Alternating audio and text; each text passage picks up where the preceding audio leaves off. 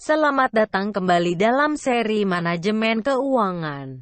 Pada video kali ini, kita akan membahas tentang analisis risiko dalam investasi.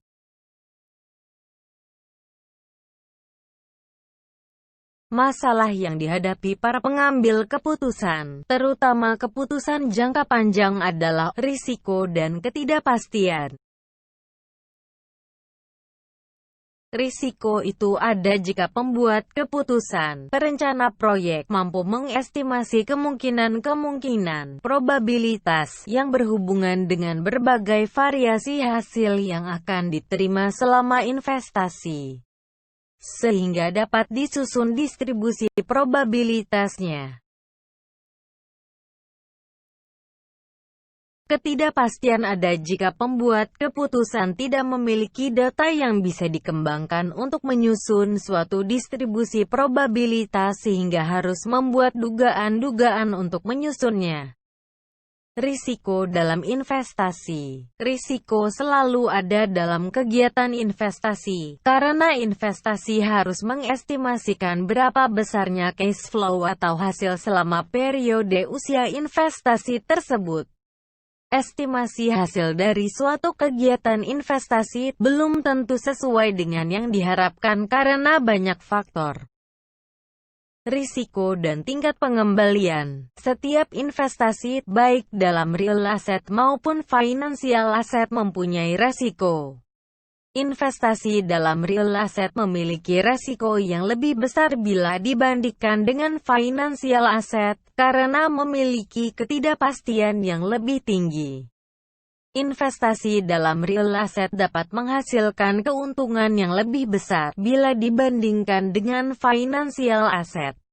Dengan demikian, maka kita bisa melihat bahwa ada hubungan positif antara resiko dan tingkat keuntungan. Makin tinggi tingkat keuntungan yang diharapkan, maka resikonya pun semakin tinggi. Jika menginginkan resiko rendah, maka harus bersiap dengan keuntungan yang rendah pula. Risiko dan waktu. Semakin lama usia investasi, semakin besar kemungkinan terjadi penyimpangan atas return yang diharapkan dari return rata-rata yang disebabkan meningkatnya variabilitas. Risiko makin meningkat karena faktor-faktor ekonomi, politik, keamanan, pasar, konsumen. Ukuran risiko. Risiko dinyatakan sebagai seberapa jauh hasil yang diperoleh dapat menyimpang dari hasil yang diharapkan, maka digunakan ukuran penyebaran. Alat statistika sebagai ukuran penyebaran, yaitu varians dan standar deviasi. Sebagai contoh, misalnya ada sebuah proyek K, memiliki profit rata-rata sebesar 5 miliar, profit terkecil 2 miliar, profit terbesar 9 miliar, sehingga rank profit proyek A sebesar 7 miliar. Sedangkan proyek B memiliki profit rata-rata sebesar 4 miliar, profit terkecil 3 miliar, profit terbesar 5 miliar, sehingga rank profit sebesar 2 miliar.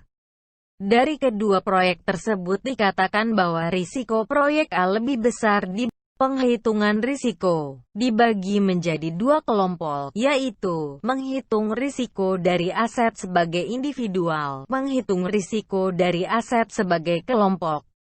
Teknik penghitungan risiko akan dibahas lebih lanjut pada video berikutnya.